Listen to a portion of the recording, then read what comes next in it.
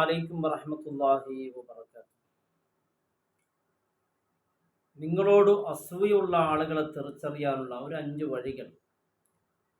നമ്മുടെ വീട്ടിലുള്ള തീ, കൊള്ളിക്കഷ്ണം, തീ, വിറകുകളെ എങ്ങനെയാണോ കരിച്ചു കളയുന്നത്, അതുപോലെ അസൂയ നമ്മുടെ അമലുകളെ കരിച്ചു കളയും.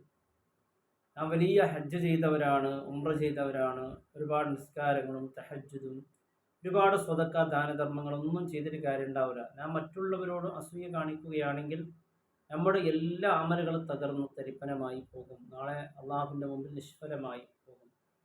അതുകൊണ്ട് നാം മറ്റുള്ളവരോട് അസൂയ കാണിക്കാൻ പാടില്ല. നമ്മോട് അസൂയുള്ളവരുടെ സ്വഭാവങ്ങൾ, അവരെ തിരിച്ചറിയാനുള്ള ചില അടയാളങ്ങൾ, ഇത്തരത്തിലുള്ള അടയാളങ്ങൾ പ്രകടമാകുന്നുണ്ടെങ്കിൽ നിന്നോട് അവർക്ക് അസൂയ ഉണ്ട് എന്നതിൻ്റെ ഒരു അടയാളമാണ്.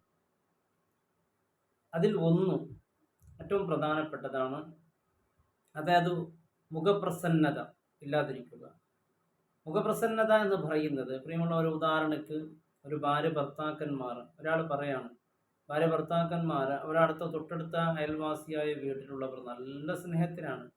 ഈ ഭാര്യയും ഭർത്താവും ഒന്നിച്ച് കാറിലൂടെ എവിടെയെങ്കിലും യാത്ര ചെയ്യുകയാണെങ്കിൽ അപ്പം തന്നെ ഇയാളുടെ ഈ സഹോദരിയുടെ മുഖപ്രസന്നത നഷ്ടപ്പെട്ടു പോകും. അങ്ങനെയുള്ള ഒരുപാട്. ഈ അടുത്താണ് എൻ്റെ ഒരു സഹോദരൻ പറഞ്ഞു, നല്ലൊരു ചെറിയ ചെറുപ്പക്കാരനാണ്, എൻ്റെ സുഹൃത്തും കൂടിയാണ്. ആ ചെറുപ്പക്കാരനോട് എല്ലാവർക്കും വലിയ സ്നേഹമാണ്. ആ ചെറുപ്പക്കാരൻ ഇപ്പോൾ അൽഹംദുലില്ലാ നല്ല മനോഹരമായ വീട് കെട്ടിയിട്ടുണ്ട്. കഷ്ടപ്പെട്ട് അധ്വാനിച്ച് ഒരുപാട് കഷ്ടപ്പെട്ട് ജീവിച്ച കുടുംബമാണ്. മുമ്പ് സംസാരിച്ചവർക്ക് ഇന്ന് ദൂരെ ദൂരെ ആയിക്കൊണ്ടിരിക്കണം, മുഖത്ത് നോക്കുന്നില്ല. അവർക്ക് ആ മുമ്പത്തുള്ള ആ മുഖപ്രസന്നത നഷ്ടപ്പെട്ട് അവർ സംസാരിക്കുമ്പോൾ തന്നെ എന്തോ ഒരു രീതിയിലാണ് സംസാരങ്ങൾ. കണ്ടാലൊന്നും മാഷാ അല്ലാഹ് ഇപ്പോൾ കാറൊക്കെ വാങ്ങി നല്ലൊരു ജീവിതമാണ്, എന്നാലും ഒരു വെറുപ്പോടു കൂടിയാണ് കാണുന്നത്. അങ്ങനെയാണെങ്കിൽ നിങ്ങളോട് അസൂയ ഉണ്ട്. ഇപ്പം നമുക്ക് മറ്റുള്ളവരുടെ അസൂയ വന്നാലും നമ്മുടെ മുഖപ്രസന്നത നഷ്ടപ്പെട്ടു പോകും. അങ്ങനെയാകരുത്. മറ്റുള്ളവർക്ക് അള്ളാഹു എന്തെങ്കിലും ഒരു നിഅമത്ത് തന്നാൽ അതിൽ നാം സന്തോഷിക്കുകയാണ് വേണ്ടത്. അതിനുവേണ്ടി അവർക്കുള്ള ആ നിഅമത്തിൽ ബർക്കത്തിന് വേണ്ടി ദുആ ചെയ്യുക. നാം അവരുടെ നിഅമത്തിന് വേണ്ടി ബർക്കത്തിന് വേണ്ടി ദുആ ചെയ്യുമ്പോൾ നമുക്കെന്താ നേട്ടം? നമുക്ക് വലിയ നേട്ടമാണല്ലോ. ഞാൻ മറ്റുള്ളവർക്ക് പ്രാർത്ഥിക്കുമ്പോൾ മലക്കുകൾ നമുക്ക് വേണ്ടി പ്രാർത്ഥിക്കും, അല്ലാഹ് ഇതുപോലത്തത് ഇവനിക്കും കൊടുക്ക റബ്ബേ എന്ന് ദുആ ചെയ്യും. അതിനേക്കാൾ വലിയ നേട്ടം എന്താണ്? അള്ളാഹു തൗഫീഖ് ചെയ്യട്ടെ. ഞാൻ മറ്റുള്ളവർക്ക് ശപിക്കുകയാണെങ്കിൽ അത് നമുക്ക് തിരിച്ചു കിട്ടും. മലക്ക് പറയും ഇത് ഇവനിക്കും കൊടുക്കല്ല എന്ന് പറഞ്ഞാൽ നമുക്ക് തിരിച്ചു കിട്ടും. കാറിലേക്ക് പോകുമ്പോൾ, വീടൊക്കെ കാണുമ്പോൾ എല്ലാം അള്ളാഹ് കാണുന്നുണ്ട് കേട്ടോ, എല്ലാം അള്ളാഹു കാണുന്നുണ്ട് എന്ന് പറഞ്ഞ് പേടിപ്പിക്കുക. കാരണം ഇവൻ അധ്വാനിച്ചുണ്ടാക്കിയതാണ് വീടൊക്കെ. എന്നാലും കാരണം അത് ആ ഒരു മോശമായ രീതിയിലൊക്കെ ജനങ്ങളെ മുമ്പിൽ പറയുക. ഇതൊരിക്കലും ഇത്തരത്തിലുള്ള സ്വഭാവം ഒരു മുഅ്മിന് പാടില്ലാത്തതാണ്. മറ്റുള്ളവർക്ക് കിട്ടുന്ന നിഅമത്തിൽ നാം സന്തോഷിക്കുക, അതിൽ വർധനവും കിട്ടാനും അത് നിലനിൽക്കാനും വേണ്ടി നാം അവർക്ക് വേണ്ടി പ്രാർത്ഥിക്കുകയും ചെയ്യുക.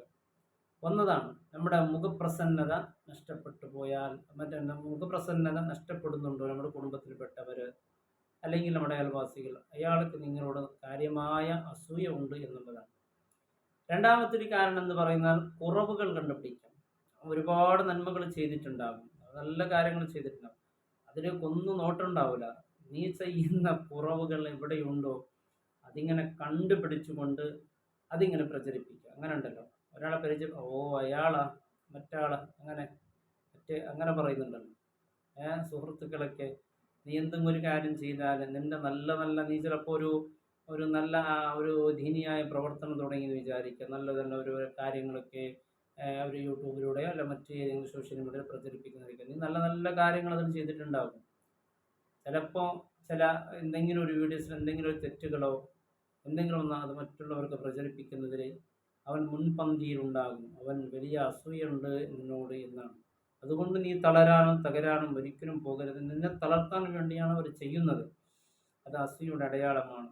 ചെറിയ കുറവുകൾ മനുഷ്യന്മാരാകുമ്പോൾ ചിലപ്പോൾ സംസാരത്തിലോ ചില എഴുത്തിനോ ചില അവൻ്റെ ചിന്താഗതി മറ്റതായിരിക്കും.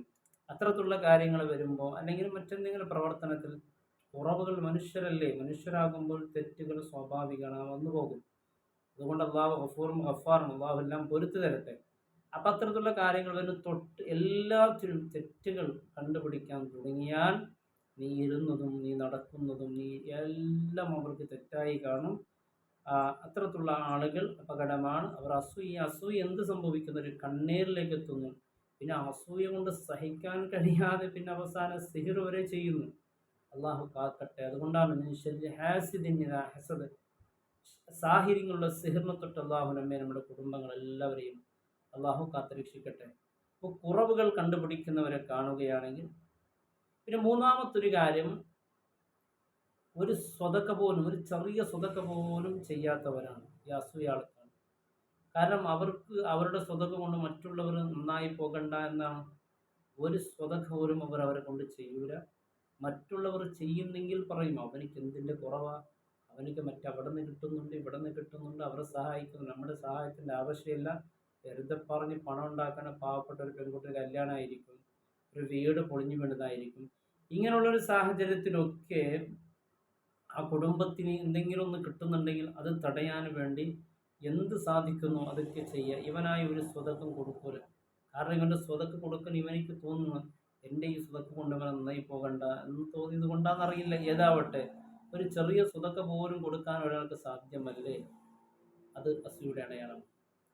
നാലാമത്, തനിക്ക് അള്ളാഹു നൽകിയ അനുഗ്രഹങ്ങളുണ്ടാകും. തനിക്ക് അള്ളാഹു നല്ല അനുഗ്രഹത്തിൽ ആ അനുഗ്രഹത്തെ കുറവായി കാണുക.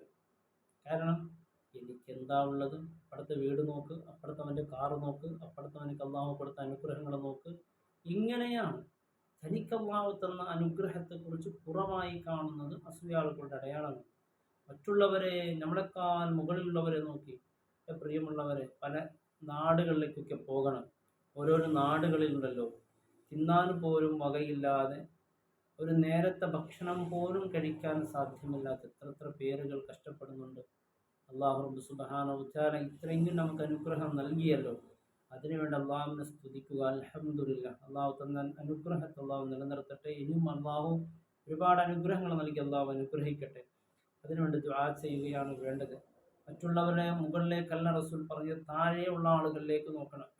അപ്പോഴാണ് നാം ആരാണ്, നമുക്ക് അള്ളാഹു തന്ന അനുഗ്രഹം എത്രയാണ് നമുക്ക് മനസ്സിലാവുകയുള്ളൂ. അതുകൊണ്ട് തനിക്ക് കിട്ടിയ അനുഗ്രഹത്തിന് അത് കുറവായി കാണുന്നതും അസൂയാളുക്കളുടെ അടയാളമാണ്. അതിന് കുറവായി തന്നെ പറയുള്ളൂ.